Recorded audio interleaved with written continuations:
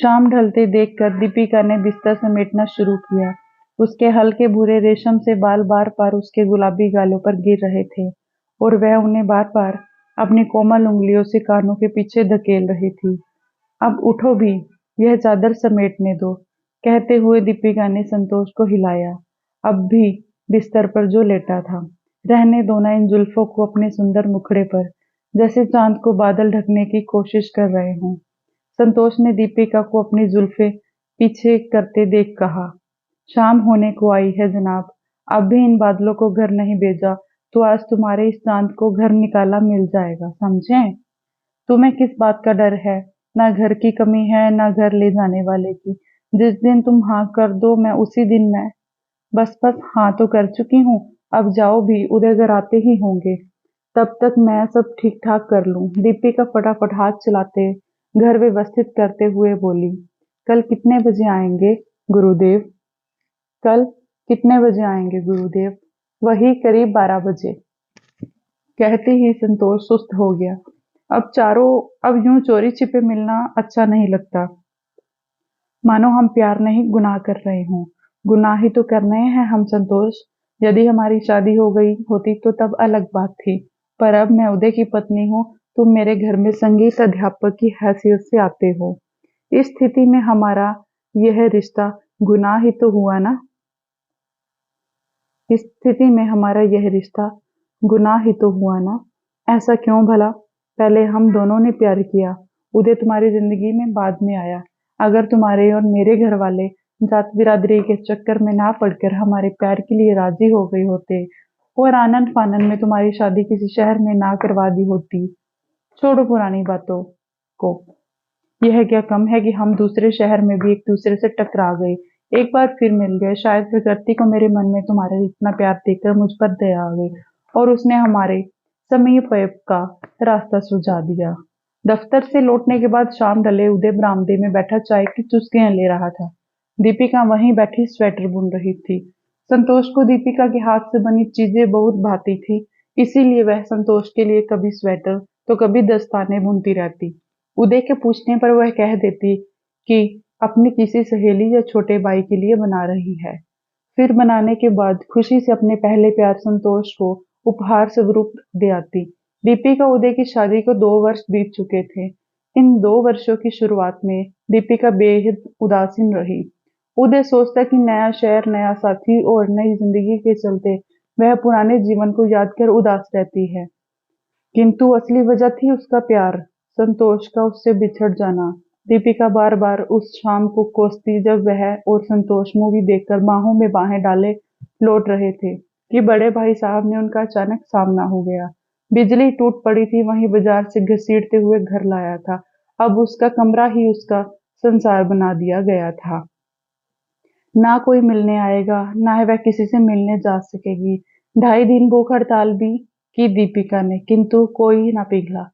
पेट की ज्वाला से उसे ही पिघला दिया। संतोष ने मिलने का कोई रास्ता नहीं सूझ रहा था। घर वाले पुराने विचारों के थे और ऊपर से संतोष विजातीय भी था। अगर उस लड़के की जान सलामत चाहती हो तो उसे भूल जाओ उसे। एक बार आप आज्ञा दे दो भाई साहब, उस कमीने के टुकड़े भी नहीं मिलेंगे। मेरा मन करता है इस निर्लज को ही जहर दे मार डालूं। और वाक्यों से जैसे कठोर उसकी सुबह और शाम होने लगी थी। धीरे धीरे उसका मनोबल टूटने लगा था और फिर 15 दिनों के भीतर उसकी शादी तय कर दी गई। उसकी अपने होने वाले पति जाने वाली जिंदगी के बारे में कुछ भी जानने की लालसा नहीं थी। वह एक मुर्दे की भांति वही करती गई जो उसके घर वालों ने उसके करने को कहा। विवाह प्रांत वह दूसरे शहर पहुंच गई जहां उदय की नौकरी थी। घर में केवल उसका पति और वह ही रहती है। ससुराल वाले दूसरे शहर में रहते थे।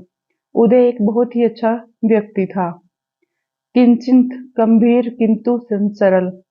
किसी भी लड़की के लिए ऐसा जीवन साथी मिलना बेहद खुशी की बात होती। वह अपनी पत्नी की हर खुशी का ध्यान रखता, यहाँ तक कि सुहागरात पर भी दीपिका के चेहरे पर दुख की छाया देख उसने उसे जरा भी तंग नहीं किया। सोचा पहले वह अपने नए परिवेश में समा जाए। कुछ दिन उदास रहने के बाद दीपिका ने भी अपना मन लगाने में भलाई समझी। वह अपने नए घर और नए रिश्तों में अपनी खुशी तलाशने लगी।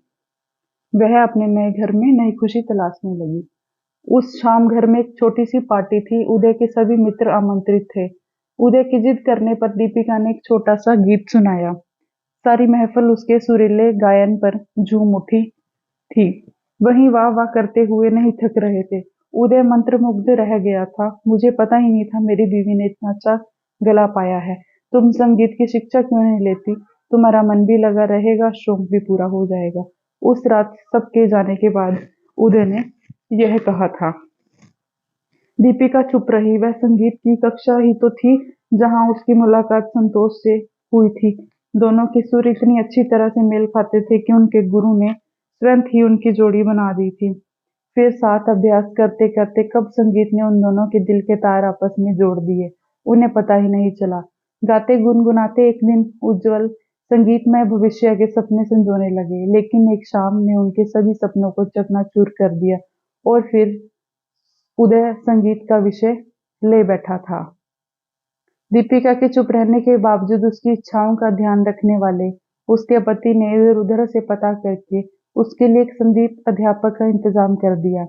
आज से रोज नए सर संगीत का अभ्यास करवाने आया करेंगे। संतोष को अपने संगीत अध्यापक के रूप में देख कर दीपिका हैरान रह गई। विस्फारित आंखों से उसे ताकती रह गई। वह कुछ न बोल सकी। हकीकत से अनजान उदय ने दोनों की मुलाकात करवाई और फिर ऑल दी बेस्ट कहता हुआ वो अपने दफ्तर को चल गया। तुम यहाँ कैसे? क्या मेरा पीछा करते हुए? दीपिका के मुंह से पहला वाक्य निकला। नहीं दीपू, मैं तुम्हारा पीछा नहीं कर रहा। मैं तो इस शहर में रोजगार ढूंढने आया और किसी के कहने पर यहाँ नौकरी की तलाश में लग गया। मुझे दीपू कहने का हक अब तुम खो चुके हो संतोष। अब मैं शादीशुदा हूँ और तुम्हारे लिए एक पराई स्त्री। मैं शादीशुदा हूँ और तुम्हारे लिए एक पराई स्त्री।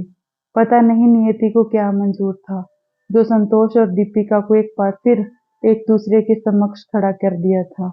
अपनी अपनी जिंदगी में दोनों आगे बढ़ने को प्रयास थे, परंतु इस अप्रत्याशित घटना से दोनों को एक बारगी फिर धक्का लगा। मुझे तुम संगीत सिखाने आने दो दीपू। नहीं नहीं दीपिका, फीस के पैसे से मेरी मदद हो जाएगी।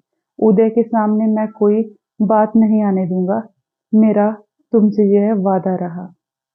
दोस्तों, कहानी का नेक्स्ट पार्ट जल्दी ही आएगा। धन्यवाद।